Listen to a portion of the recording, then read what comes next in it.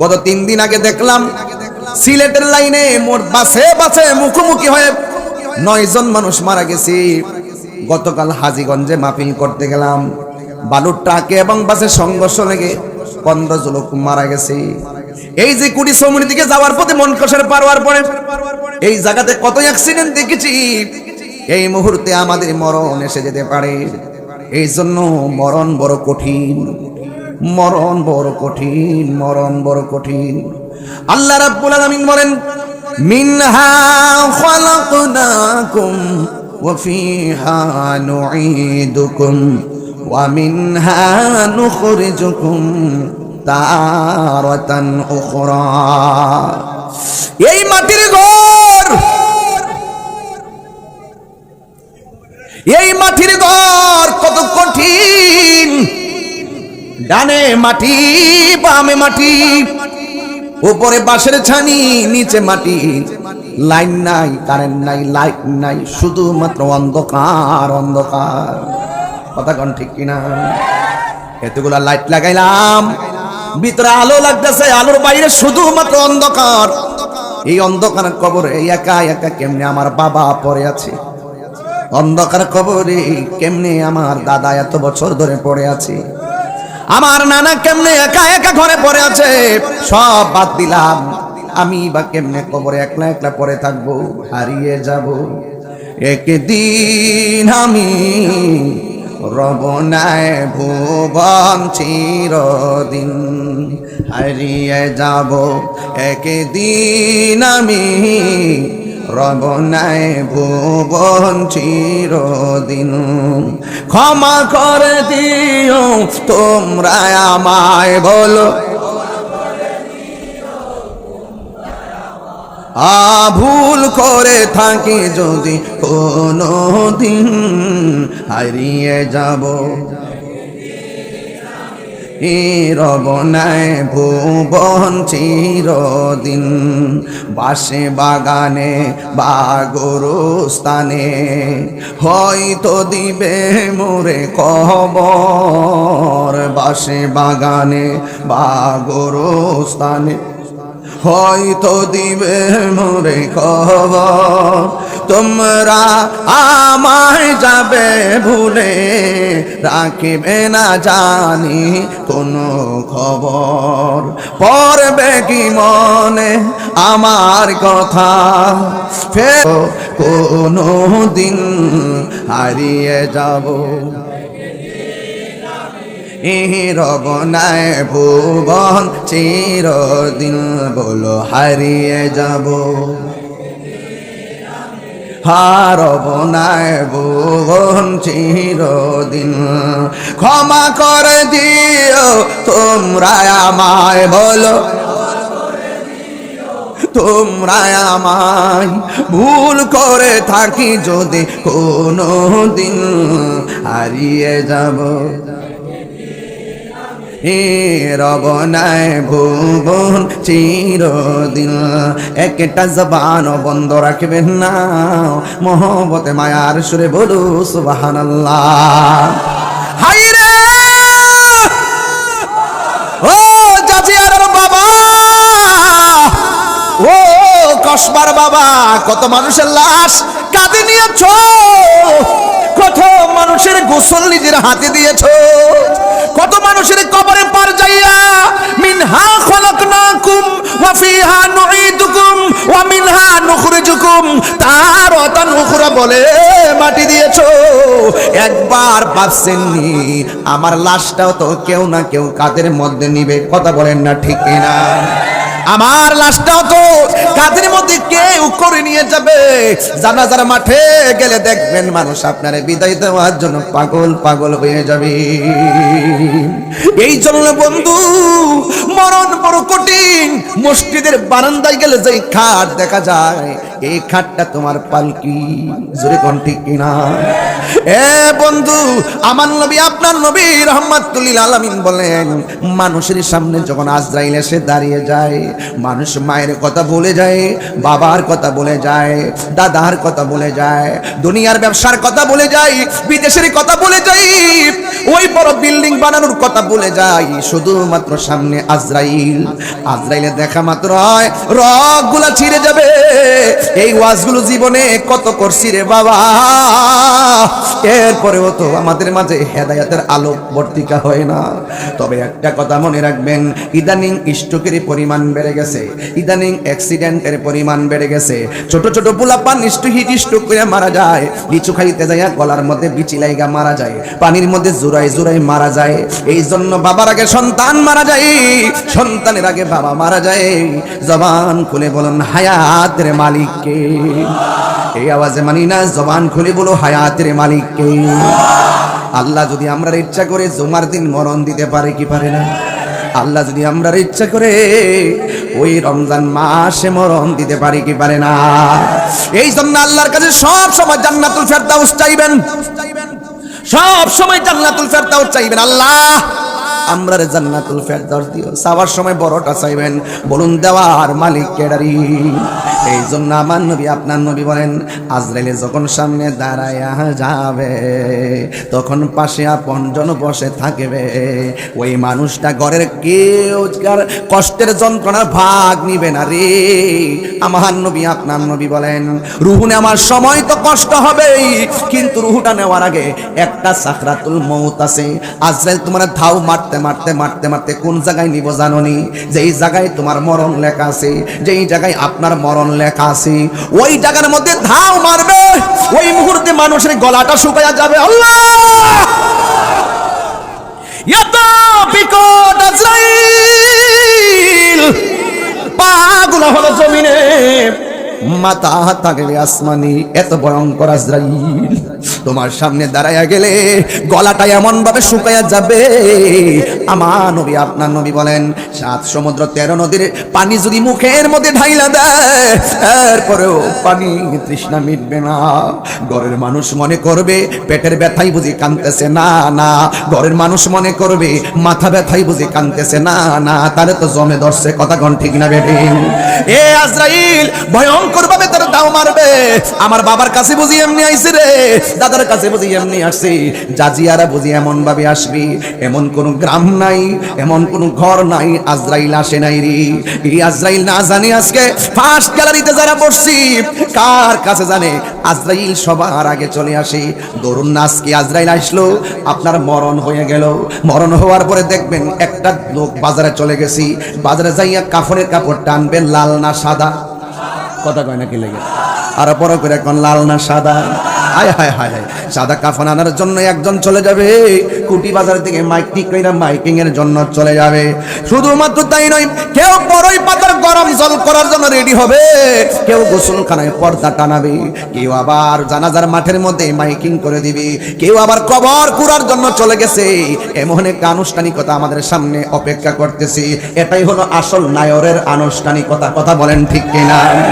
নায়রি নায়র হইল শেষ, এবার চলো নিজের দেশ। খবরটা কি নিজের দেশ না বাংলাদেশ? নিজের দেশ। এই দেশ সেই দেশ কাজ হবে না। আসল ঘরের নাম হলো কবর, ঠিক কিনা? নায়রি নায়র হইল শেষ, এবার চলো নিজের দেশ। তোমার জীবন খাতায় লেখা আছে, তোমার জীবন খাতায় লেখা স্বামীরা দেশ, এবার চলো নিজের দেশ। নায়রি নায়র হইল শেষ, এবার চলো নিজের দেশ।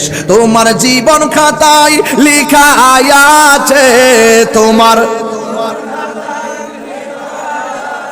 এসো আমিরা দেশ, এবার চলো নিজের দেশ। গরম পানি রেডি হয়ে গেছে। ও বাইরে মনটা যদি শক্ত হয়, যদি শক্ত হয়, কদর রাতে দোয়া করলে চোখে পানি আসে না। সবে বরাতের রাতে কাইন্দা ইমাম সাহেব বুক বাসায় মুসল্লির চোখে পানি আসে না। হাই রে, বাবা মারা গেছে চোখে পানি আসে না। মানুষ ব্যতীত হয়েছে চোখে পানি আসে না কেন? দিলটাকে যদি নরম করতে চান, জাজিয়ারা কুটি চৌমনিতে কেউ যদি মারা যায়, যখন চতুর্দিকে কাপড়টা টানাইয়া মশারি টানাইয়া যখন গোসলটা দিব, ওই গোসলটা মাঝে মাঝে গিয়া দেখবেন, ও বাবা, ছেলে তোমার নাম কি বাবা? হ্যাঁ, আলাউদ্দিন। কথা বলে গেলাম, ওই আলাউদ্দিন এখন বাসের মধ্যে ধাক্কা দিয়া বসে আছে। নাজমুল ভাইয়ের চেয়ারের মধ্যে ধাক্কা দিয়ে বসে আছে। মসজিদের চেয়ার, সভাপতি, সেক্রেটারি ধাক্কা মেরে বসে আছে।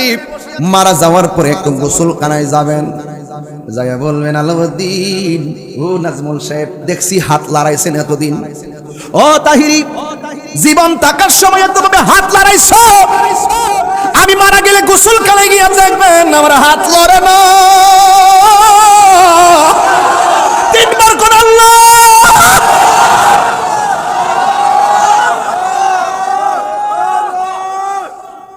এত হাত লড়াইছি, মারা যাওয়ার পরে আমার হাত লড়ে না। গোসলখানায় যাওয়ার পরে আমাকে গোসল দিব, ডান কাত থেকে বাম কাতে নেই, আমার শরীর লড়ে না, চোখ খুলে না, কানের ভিতরে তুলা দেয়, পানি যেন না ঢুকে।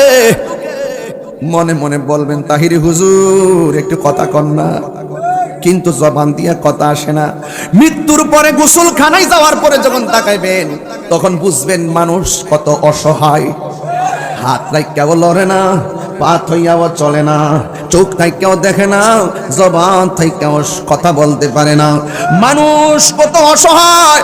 গোসলখানায় গেলে বুঝবেন, উজু করাই দেয়, খিলাল করাইয়া দেয়, মানুষটারে সুন্দর করে কসকস। এক বাবা, এই হাই রে, কি আমি চোখের মধ্যে কবরটা বাসায় আওয়াজ করতেছি, চোখের ভিতরে মশারিটা ভাষায় আওয়াজ করতেছি।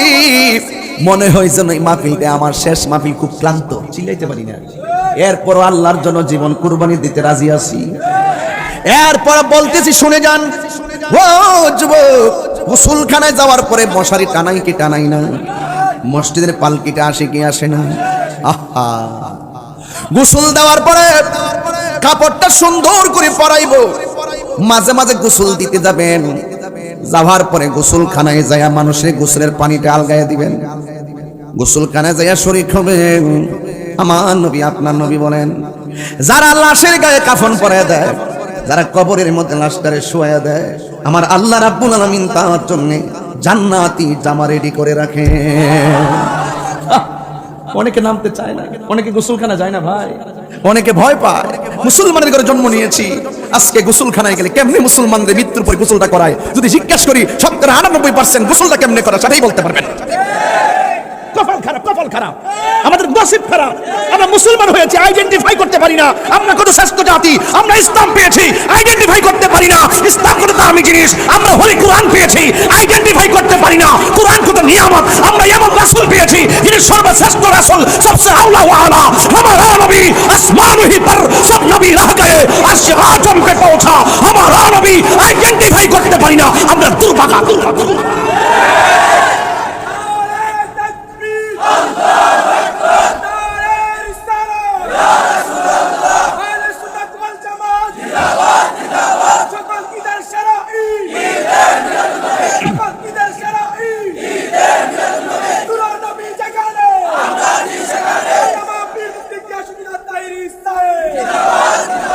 কত মায়া, কত মায়া। গোসলখানায় গেলে বুঝবেন মৃত্যু ব্যক্তি, পেটে চাপ দিবেন, মৃত্যু ব্যক্তির পেটে চাপ দেওয়ার পরে পায়খানা যখন বের হবে, মলমূত্র যখন বের হবে, টিস্যু আর গামছা হাতে নিয়ে তলে হাতটা দিয়া আপনার ভাই হোক, চাচা হোক, দাদা হোক, আপনি পরিষ্কার করে দিবেন। এটা হলো মুসলমানিত্ব। পেটে চাপ দিবেন, পায়খানা মলমূত্র বের হলে হাতে গামছা দিয়া পরিষ্কার করে দিবেন। আর গোসল করাইতে যায় যদি তার কোনো দোষ থাকে, ত্রুটি থাকে, সেটা গোপন রাখবেন। এটা মাসালা কইয়া গেলাম, আছে কি না? মাসালা কইয়া গেলাম, বুঝতে পারছেন কিনা আমার কথা? আমার কথা বুঝতে পারছেন কিনা? কত মানে কত ঘৃণা করে গোসলখানা যায় না, ডর করে। আরে বেটা ডর করে কবর কেন থাকবেন? তাল গাছের তলে থাকবেন কেমনে? আর আপনি নিচে থাকবেন কেমনে? আরে আপনি শক্তিশালী হন। আপনার কবরে আপনি যাওয়ার পরে বাসটা পচার আগে আপনার লাশটা পচে যাবে। 3 দিন পরে নাকটা পচে যাবে, 6 দিন পরে নখগুলা উঠে যাবে, 9 দিন পরে মাথার চুলগুলা পড়ে যাবে, 70 দিন পরে পেটটা ফেটে যাবে, 60 দিন পরে হাড্ডি থেকে আপনার গোশতগুলো আলাদা হয়ে যাবে, 60 বছর পরে আপনার হাড্ডিগুলো পর্যন্ত মাটির সঙ্গে মিশে যাব। আবার অহংকার করো, অহংকার করো, অহংকার করো, তাকাব্বুরি করো। একবার লাশের সামনে দাঁড়াও, জানাজার মাঠে গিয়া মায়া করে তাকাই দেখো, বন্ধু একসাথে চলছে, সামনে একটা ড্রাইভিং করে, পিছনের লোকটা মাথা ফেটে গেছে, সামনের লোকটা মারা গেছে। একটা বার রাতে চিন্তা করে দেখেন, দোস্ত আমার সারা কই গেলি? তোরে সারা দি ফোন করে না দিয়ে থাকতে পারছি না দোস্ত, বিকালবেলা তোরেলে না গুলি দিয়ে আমার হইছে না রে দোস্ত। ও বাবা আপনি কোথায় গেলেন? আপনি না আমাদের বাজার করে খাওয়ান, আমরা এখন কেনা খাওয়াইবো? বাবা আপনি কেমনে করছেন এতগুলো? আমরা তো কিছু বুঝতেছি না। এইভাবে ভাবেন একটু, ওই ওই ওই খাটটার সামনে যা দাঁড়ান, ওই ওই ওই মশাইয়ের কাছে যায় দাঁড়ান, কান্দের মধ্যে লাশ নন। রাসূল বলতেছেন যেই ব্যক্তি মৃত্যুর লাশ কাদের মধ্যে নিবে, যেই ব্যক্তি মানুষের মরণের খাট কাদের মধ্যে নিবে, 40টা কদম দিতে দেরি যেই ব্যক্তি কাঁধে নিছে তার 40টা গুনাহ মাফ হইতে দেরি হবে না। আপনি জান না কেন? আপনি ভাবতেছেন তার সন্তান তার কাঁধে নিবে, আপনি ভাবতেছেন তার ভাই তার কাঁধে নিবে। আরে হোক না কাঁধে, নোক বাপ তো বাপের লাশ তো সন্তানের কাঁধে উঠতেই পারে, ভাইয়ের লাশ তো ভাইয়ের কাঁধে উঠতে পারে। আপনি অন্তত খাটটার নিচে আঙ্গুলটা দিয়ে ধরেন না। আপনি চাইয়া যে এই ব্যক্তিটা লাশটা কাঁধে নিয়েছে তার শরীরটার মধ্যে ধরেন না, পিছন থেকে আল্লাহর কাছে কন্যা আল্লাহ তার মাফ করে দাও, আল্লাহ তার মাফ করে দাও। আপনি এই দিকটা বলবেন আল্লাহ তার মাফ করে দাও, ফেরেশতারা বলবে আল্লাহ যে লাশটার খাটে ধরছে তারে মাফ করে দাও, তারে মাফ করে দাও। আপনারা বলেন গুনাহ মাফের মালিক কে? আপনি তো ভাই পারেন না, আমরা তো কাজে লাগাই না। এই সময়টা কাজে লাগাইতে হবে, এই সময়টা কাজে লাগাইতে হবে। যেই কোনো মুহূর্তে আমাদের সামনে আজরাইল আসতে পারে, যেই কোনো মুহূর্তে আমাদের সামনে এই মুহূর্তে আজরাইল আসতে পারে। আপনার বাবার লাশটা আপনি ধুইছেন, আপনার কি মনে নাই? আজকে বাপটাকে সেবা করেন না। আপনি বাপটাকে চাচিয়ারা, সন্তান তাকে 5তলা বিল্ডিং এ, বাপ তাকে কোটি সমনি, সন্তান থেকে 6তলা বিল্ডিং এ। আরে ভাই একটা বার না, আপনি বিদেশ থাকেন আমার আপত্তি নাই, আপনি লন্ডন থাকেন আমার কোনো আপত্তি নাই, আপনি সিঙ্গাপুর থাকেন আমার কোনো আপত্তি নাই, আপনি ঢাকা থাকেন আমার কোনো আপত্তি নাই। দুঃখ হলো সেখানে আপনার মা শীতের দিন একটা শাড়ি পেছাইয়া জাজিয়ারা ভাঙ্গা করে পড়ে থাকে, আর আপনি কম্বল দিয়া 3তলা বিল্ডিং এ থাকেন। মা মারা যাওয়ার পরে ফোন ধরেন না, 12টার পরে ফেসবুকে দেখলেন আপনার মা মারা গেছে, ফোন দিয়া ভাবলেন যে একটা খবর নেওয়ার দরকার, খবর নিয়ে দেখলেন মারা চলে গেছে, দৌড়াইয়া আপনি ঢাকা থেকে আসছেন, আইসে একটু কান্নাকাটি করলেন, মারে মাটি দিলেন, সমাজের সর্দার নিয়ে বসলেন। কি করা যায়? 3 দিনের মাথায় 8 লক্ষ টাকা খরচ কইরা আপনি আইনে একটা জেফত করলেন। বেহেস কি মাগনা? হই অতই মাগনা। বাপে থাকার সময় খবর লইছো না, বাপেরে খাওয়াইছো না, খবর লইছো না, আর 8 লাখ টাকা দিয়ে 2টা বই সাইনা জেফত খাওয়াইলা এই আল্লাহর নামাইলে বা অত সহজ জিনিস না। একটা বার মাথায় ঢুকান কি বলতেছি, সময়ের 1 ফুর অসময়ের 10 ফুর, সময় গেলে সাধন হবে না। আমার কথা আজকে মাথায় নিতে হবে, আমার কথা আজকে হৃদয়ে ড্রাফট করতে হবে। আমার কথার মাধ্যমে আগামীকাল থেকে প্রত্যেকটা সংসারে আলো জ্বালাতে হবে। কারা কারা রাজি আছেন হাত তুলে দেখেন ইনশাআল্লাহ।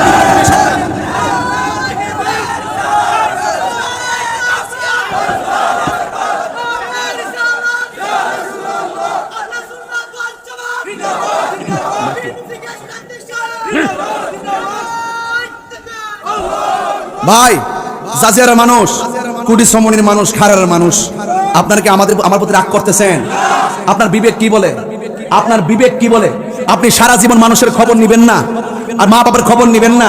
মা বাবা মারা যাওয়ার পরে আইসা একটা খতম করে নেবেন, জেফত করে সারা দেশ খাওয়াইলেছেন, মনে করছেন যে একবার আল্লাহরে মনের করে লইয়ে পড়ছেন। অত সোজানা, অত সোজানা। আমি আগেই বলছি যা করতে হবে জিন্দা থাকা অবস্থায় করতে হবে। কথাটা বলছিলাম না শুরুতে, যা করবেন জিন্দা থাকা অবস্থায় করতে হবে। মারা যাওয়ার পরে কবর ঘরে দাঁড়ায় দাঁড়ায় কেবেন আল্লাহ ভুল করছি মাফ করে দাও। আরে বেটা তোর মা যদি কষ্ট হয়ে মারা যা, মনে রাখলি জীবন বরবাদ। কথা কি সঠিক? ফাঁকে ফাঁকে মুরব্বী আব্বারা বইয়া রইছে, মাঝে মাঝে আপনার চাচা হোক প্রতিবেশী হোক মুরব্বী হিসেবে তার দেখতে সালাম করবেন, সবার আগে সালামটা দিবেন। কথা বলেন ঠিক কিনা? এজন্য বলছি ওই গোসলখানার কথা বলছিলাম, কত সুন্দর করে মায়া করে গোসলটা দেয়, ঠিক না? চোখের মধ্যে সুরমা লাগা দেয় না, হাতের লোবানটা দেয় না, দিয়া সুন্দর করে কাঁধে করে লইয়া যায় না। আয় হায় নিয়ে নিতে নিতে নিতে নিতে আমার রাসূল বলতেছেন ওই মুহূর্তে ফেরেশতারা মাইয়াতকে জিজ্ঞেস করে, কিরে তোর আপন কেডা? কইছে 4 জন আমার কান্দে লইছে, এই 4 জনে আপন। বাস কপাল গেছে। আর যদি ইমানদার হন জিগাইব তোর আপন কেডা? কইবে যে আমার আপন যিনি সোনার মদিনা। সুবহানাল্লাহ। নবী কবরের শরীর মুবারকে আসার ক্ষমতা আছে না নাই? কার কার এই আকীদা সঠিক হাত তোলেন দেখেন ইনশাআল্লাহ। নারে তাকবীর, তাকবীর, নারে রিসালাত, কুরআন সুন্নাহ যেখানে, মিলাদ কিয়াম যেখানে, নারে তাকবীর, নারে রিসালাত, হযরত মাওলানা পীর মুফতি গিয়াসউদ্দিন তাহেরি সাহেব। গভীর মনোযোগ, কষ্ট নিবেন না আজকে। যুবক পোলাপান একটা উঠবেন না, মুরব্বী আব্বারা অসুস্থতার কারণে চলে গেলে ছেড়ে দিবেন, কিন্তু আমার কথা আজকে বাড়িতে নিতে হবে।